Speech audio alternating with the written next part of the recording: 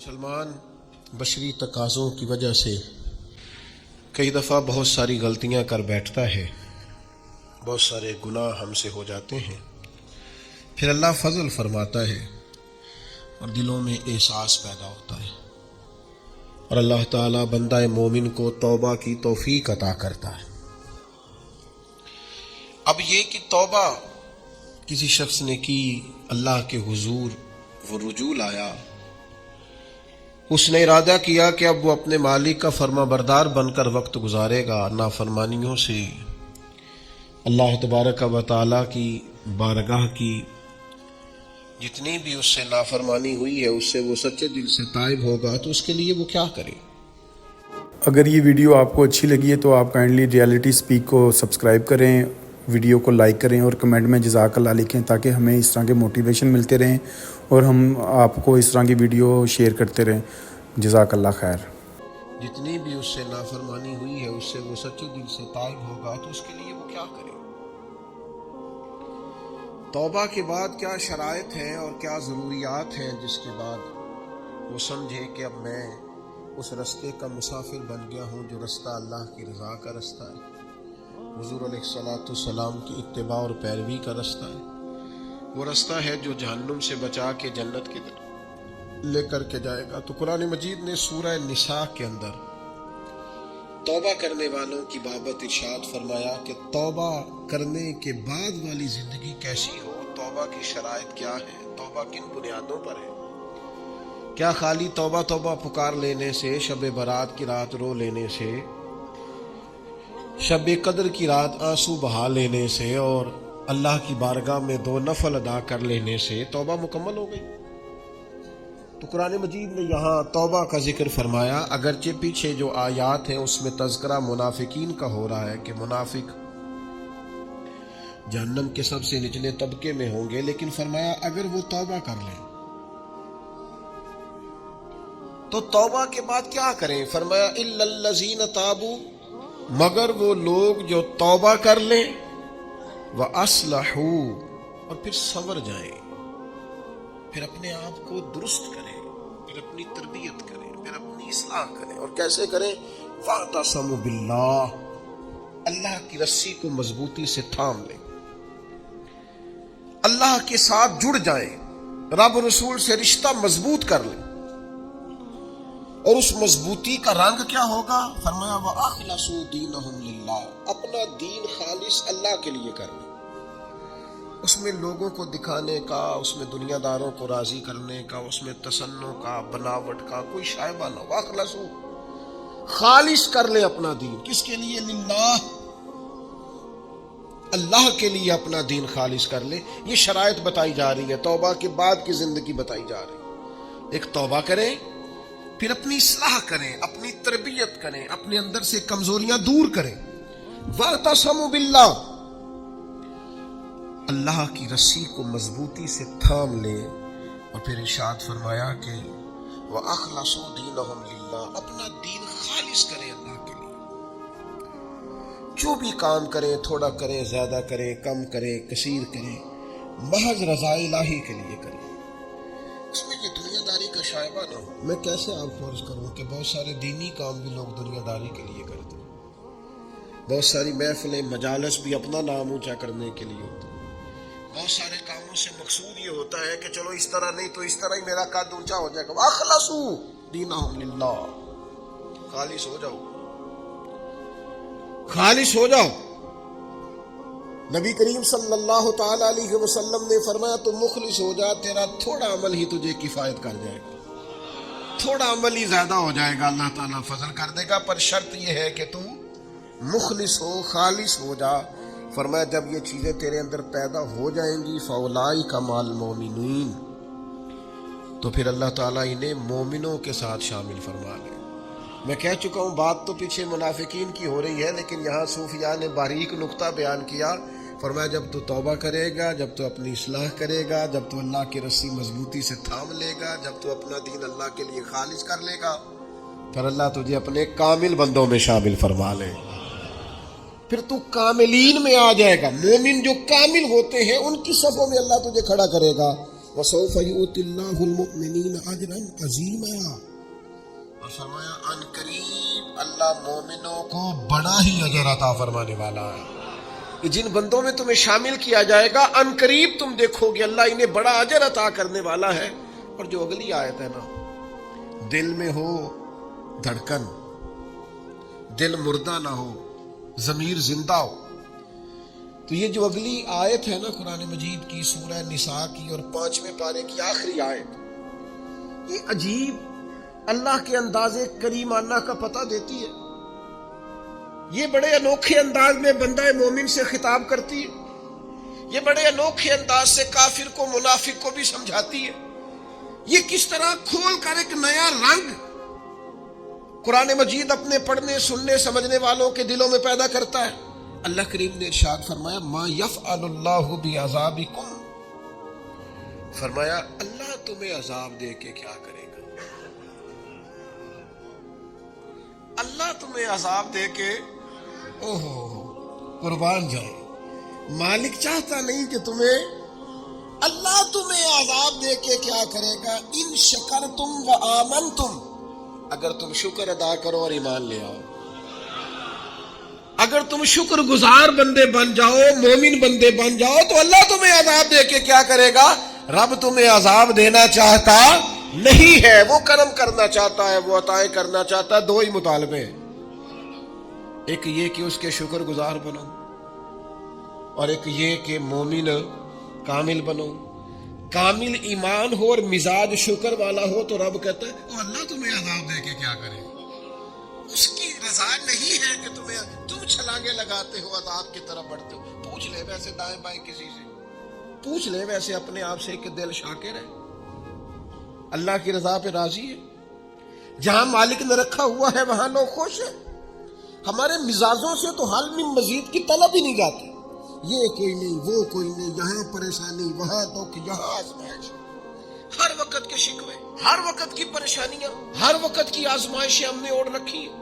فرمایا اللہ تمہیں عذاب دے کے کیا کرے گا اگر تم شکر کرو، اگر تم ایمان لاؤ. اور مزے کی بات دیکھو، شکر اتنی بڑی نعمت ہے کہ ایمان کا ذکر بظاہر بعد میں کیا، شکر کا پہلے کیا. اور یہاں علماء نے لکھا ہے کامل مومن بھی وہی ہوتا ہے جو رب کا شکر گزار ہوتا ہے. جس کے مزاج میں شکر کوئی نہیں نا، اس کو ایمان کی وہ خاص لذت بھی نصیب نہیں ہوتی. اور آگے پتہ کیا ارشاد فرمایا، وہ تمہیں عذاب دے کے کیا کرے گا اگر تم شکر کرو اور ایمان لے آؤ. وَقَانَ اللَّهُ شَاكِرًا عَلِيمًا، اللہ تو قدر کرنے والا ہے، اللہ تو قدردان ہے، اللہ تعالیٰ تو صلہ دینے والا ہے، اور علیمہ وہ جاننے والا ہے تمہارے دلوں میں کیا ہے. تم اگر شکر کر لو، تم اگر ایمان لے آؤ تو اللہ تمہیں عذاب دے کے. ہمارا بھی تو مزاج کیا ہے، ہماری طبیعت سے ناشکری نہیں جاتی.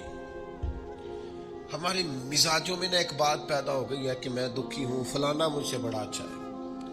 اس نے ہمیں مضطرب کر دیا ہے، بے چین کر دیا ہے. دکھ ہے کیا، دکھ ہے کیا. درویش کہتے ہیں دکھ یہی ہے، تیری مرضی اور ہے، رب کی مرضی اور ہے. جب تیری اور رب کی مرضی ایک ہو جائے پھر دکھ ہوتا ہی کوئی نہیں، پھر سکھ ہی سکھ ہے. جہاں رب رکھے تو شکر گزار ہو جاتے تو سکھی ہے. دکھ یہ ہے کہ تو کہتا ہے جو اللہ نے کیا ہے شاید معاذ اللہ وہ ٹھیک یہ ہونا چاہیے تھا. یاد رکھنے کی بات ہے، سمجھ لیں اس کو. توبہ کے بعد جو اپنی زندگی ہے اس کو کس طرح گزارنا ہے اسے سمجھیں. آ گئی شب برات، ساری رات روئیں گے مسلمان، پھر کیا بدل جائیں گے؟ پھر سویرے جھوٹ ختم ہوگا معاشرے سے. لاکھوں جو اکٹھے ہو کے ایک جگہ پہ توبہ کریں گے تو کیا پھر ملاوٹیں ختم ہو جائیں گی، رشوتیں ختم ہو جائیں گی، بددیانتیاں ختم ہو جائیں گی، ماں باپ کی نافرمانیاں ختم ہو جائیں گی. کیا معنی ہے رونے کا، توبہ کا معنی کیا ہے؟ وہ بھائی مزاج کو سمجھے، دین کی حقیقت کو سمجھے.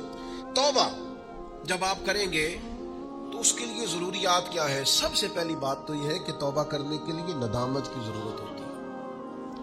نبی اکرم صلی اللہ تعالی علیہ وسلم نے ارشاد فرمایا، یہ احمد بن حنبل میں بھی حدیث ہے، مسند امام احمد بن حنبل میں، ابن ماجہ میں، دیگر کتب حدیث میں بھی محبوب نے فرمایا ندامت کا نام توبہ ہے. شرمندگی کا نام توبہ، غلطی کر کے احساس ہو جانے کا نام ہے، اور جن لوگوں میں احساس نہیں ان کی کوئی توبہ نہیں۔ مجھے یاد تو نہیں جی کبھی کسی کا دل دکھایا ہو، مجھے یاد تو نہیں کبھی کسی کا برا چاہا ہو، مجھے یاد تو نہیں کبھی کسی کا نقصان کیا ہو، پر میں اللہ کی بارگاہ میں توبہ کرتا ہوں۔ بھئی آپ پاک صاف اتنے ہیں تو توبہ کس بات کی؟ آپ میں جب ندامت ہی نہیں پیدا ہو رہی، آپ گناہ کو گناہ ہی تسلیم نہیں کر رہے، اپنی غلطی نہیں مان رہے، تو توبہ کاہے کی؟ تو توبہ کرنے سے پہلے احساس پیدا کرنا، ندامت پیدا کرنا، شرمندگی دل میں پیدا ہونا، یہ تو پہلی سیڑھی ہے۔ اور اگر یہ سیڑھی حاصل نہیں ہے تو پھر توبہ انسان کو میسر آ سکتی۔ حضرت عمر فاروق رضی اللہ تعالیٰ عنہ ارشاد فرمایا کرتے تھے، جو لوگ زیادہ کثرت سے توبہ کرنے والے ہیں، استغفار کرنے والے، ان کے پاس بیٹھا کرو، ان کے دل نرم ہوتے، ان کی صحبت اختیار کیا کرو، مزاج کے نرم ہوتے۔ کیوں؟ کہ ان کے اندر احساس ہوتا ہے ہم سے غلطی ہو گئی، انہیں خیال آتا ہے۔ آج ہمارا سب سے بڑا مسئلہ یہ ہے کہ ہمیں احساس ہی نہیں اپنی غلطیوں کا۔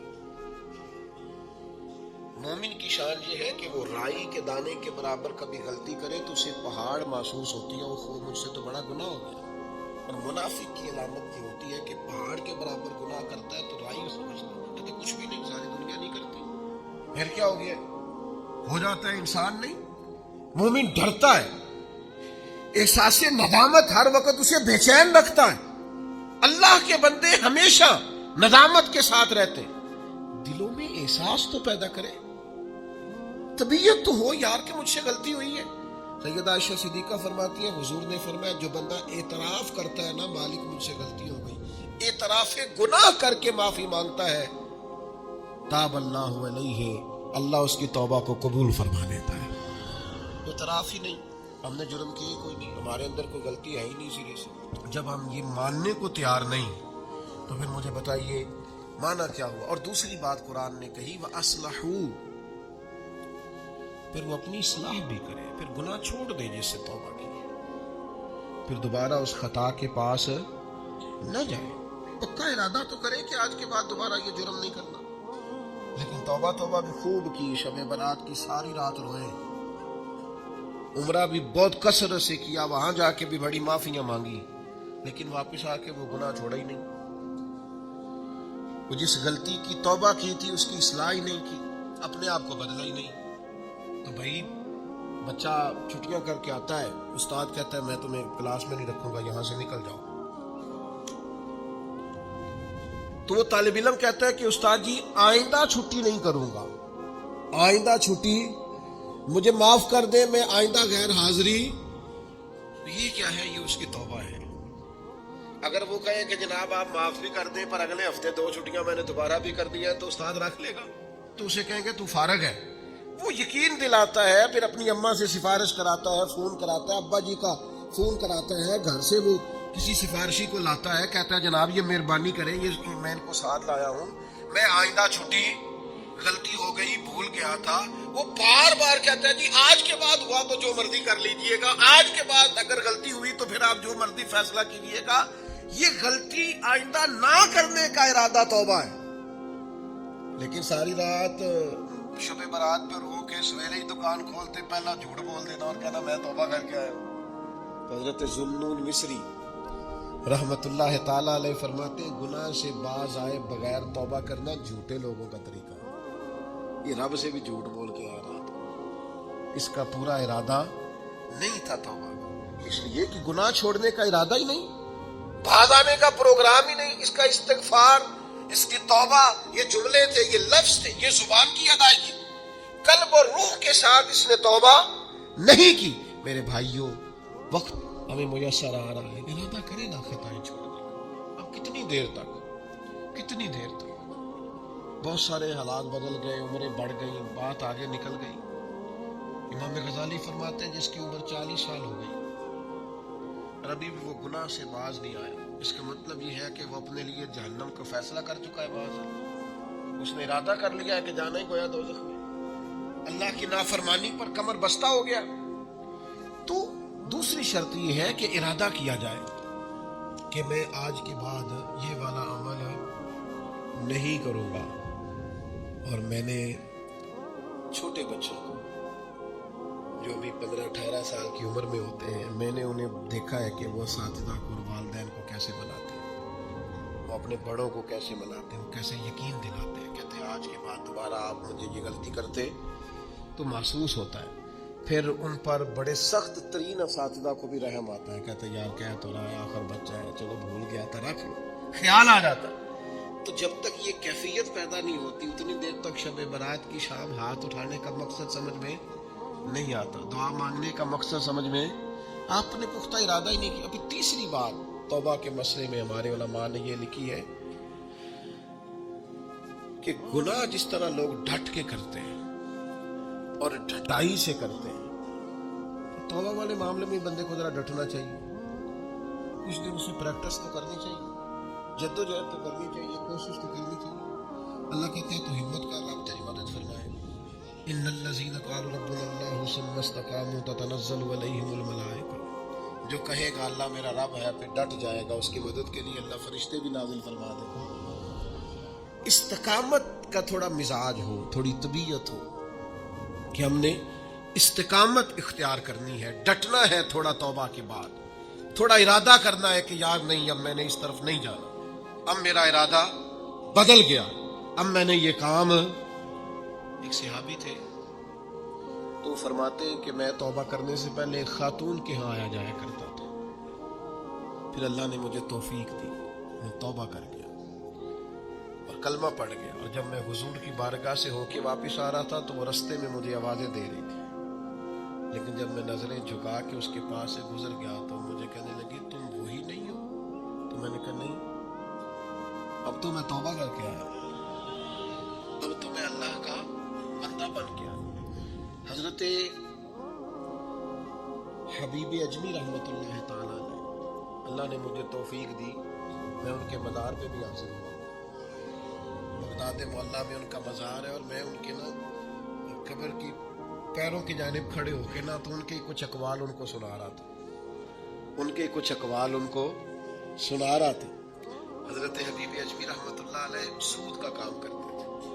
دعا کریں اللہ ہم سب کو محفوظ کرے، آمین. تو کریں اللہ ہم سب کو. اب لوگوں نے بغلوں میں فتوے بھی رکھ لیے ہیں. کل پرسوں میرے پاس ایک صاحب فتویٰ لے کے آئے، فلانے مولانا صاحب نے کہا فلانی بینک کا سیونگ اکاؤنٹ بھی ٹھیک ہے. یہ میری بغل میں فتویٰ ہے تو یہ آپ پڑھ لیں.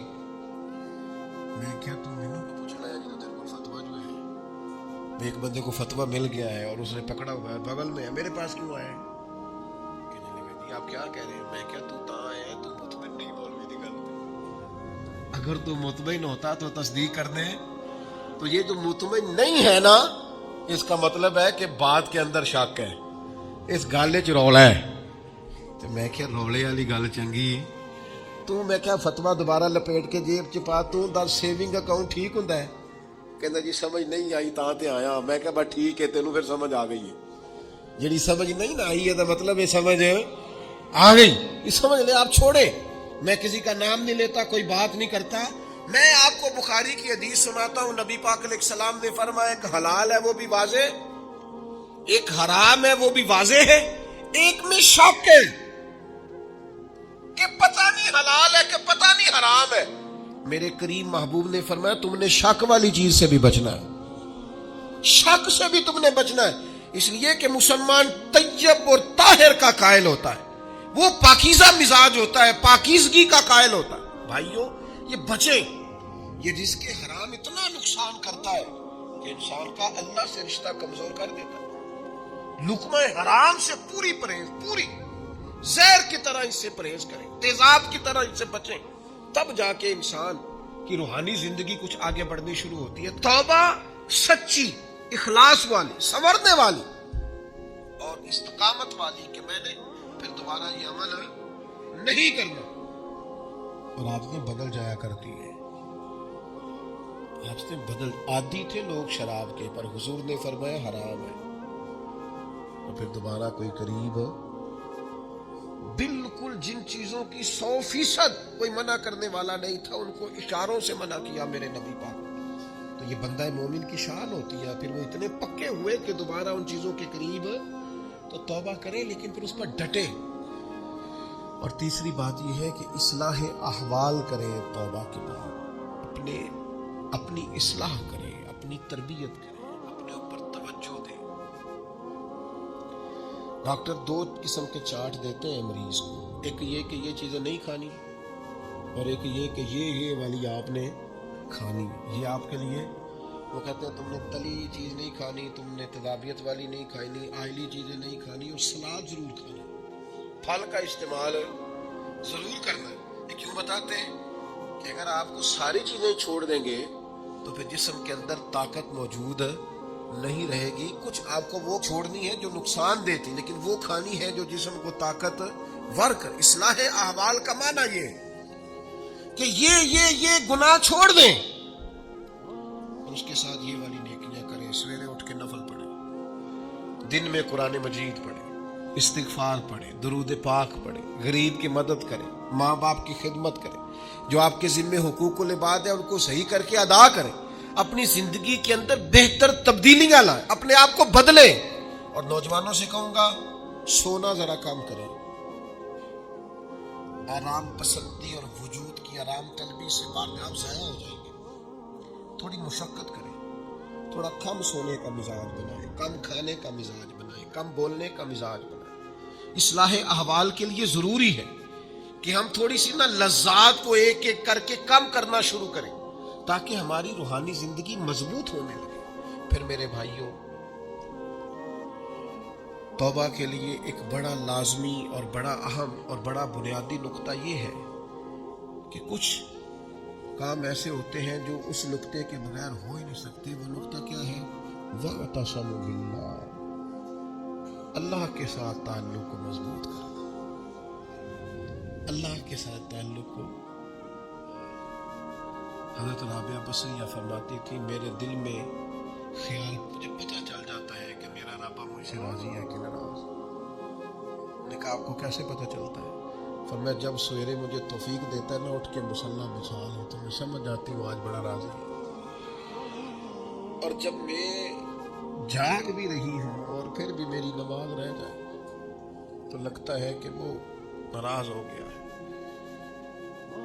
بے توفیقی سے بڑی انسان کے لیے محرومی کوئی نہیں ہوتی۔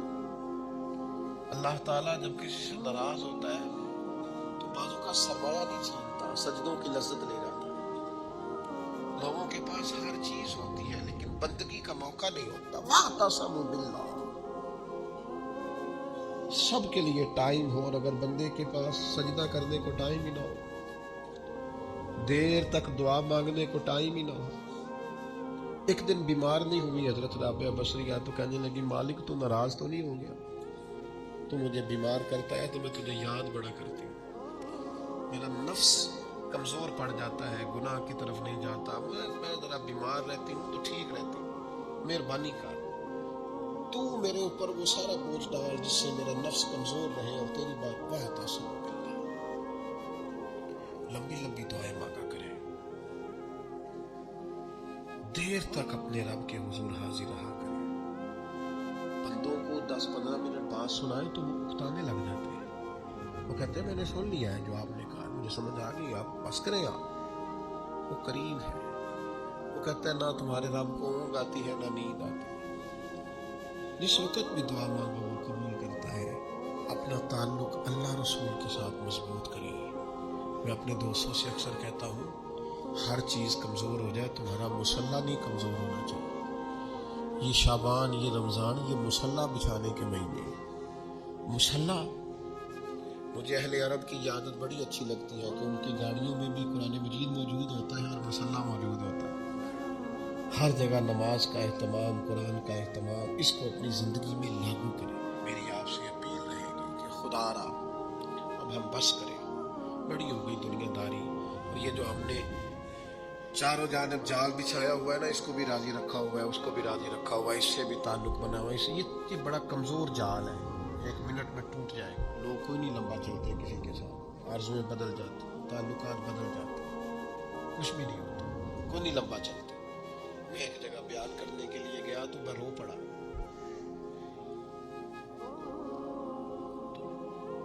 انہوں نے مجھے ایک مشہور خطیب کا بتایا کہ ہمارے پاس وہ ہر سال آیا کرتے تھے، تو میں نے کہا کیوں نہیں آتے؟ کہنے لگے وہ بیمار ہو گئے۔ میں نے کہا دوبارہ کبھی मैंने कहा बेचारा बीमार हुआ है, तुमने तो जिंदगी में छोड़ दी, मरने के बाद क्या हाल। लोगों को तो उस शोहरत से और उस वाह से दिलचस्पी होती है, वो चमकते हुए आफ्ताब से, कभी सूरज डूब जाए तो कोई याद करता है उसे, कभी चांद चला जाए तो कोई याद करता हूँ तो देश दिया कमरा जिन्ना ते फुल पे उधरों कोई नहीं दिया मनाते, इधरों लखा गए। एक बुजुर्ग अपने बेटे के साथ कब्रिस्तान गए तो एक पुरानी कब्र पे बैठ कर रोना शुरू कर दिया। पुरानी कब्र थी, टूटी हुई थी। कहने लगा अब्बा जी क्या हुआ, आप क्यों रो रहे हैं? तो बुजुर्ग थे ना, पहले मार्फत हो सकती। कहने लगे पुत्र कुछ नहीं ना, तो 25 साल से मैं आ रहा हूँ, इस कब्र पर मैंने कभी मिट्टी डली हुई नहीं देखी, इस पर कभी किसी को फूल डालते नहीं देखा, कभी नहीं देखा। कोई इस कब्र के पैरों की जानिब खड़ा होकर फातिहा पढ़ रहा, कभी नहीं देखा। तो यहाँ आया तो लोग तो कहने लगे 20-25 साल तो मुझे मिल गए। उनका बेटा मुझे बताने लगा कि अब्बा जी बड़ा रोए। वालिद साहब कहने लगे कि पता नहीं हमारे साथ क्या होने वाला, आते ही नहीं, लोग भूल गए। हम चले जाए कब्रिस्तान में, कई कब्रें शिकवा करेंगे कि कोई नहीं आया। जमाना बर मज़ारे माँ गरीबा, ये जहांगीर की कब्र पे लिखा है कि मैं गरीब हूँ, मेरी कब्र पे तो बुलबुल भी कोई नहीं आती, कोई बुलबुल ही गीत सुना जाए आके, कोई परवाना ही नहीं आता। लेकिन बादशाह न अमीरां दे दीवे बल दे सदा फकीरां दे। वो हज़रत पीर मेर अली शाह पाक पतन गए तो नारे बड़े लग रहे थे बाबा साहब के, तो कहा ये क्या है? फरमाया कुरान सच्चा हो रहा है। रब ने कहा था फर्ज करूँ नियाज, मुझे याद करना, मैं तुम्हें याद करूँ। फरीद ने सारी जिंदगी अल्लाह अल्लाह की है, अब दुनिया देखो उनको याद कर रही। तो मेरे भाइयों हमने तौबा करनी है, लेकिन फिर संवरना है, फिर इखलास पैदा करना है, फिर अल्लाह से जुड़ना है, फिर अपने मामलात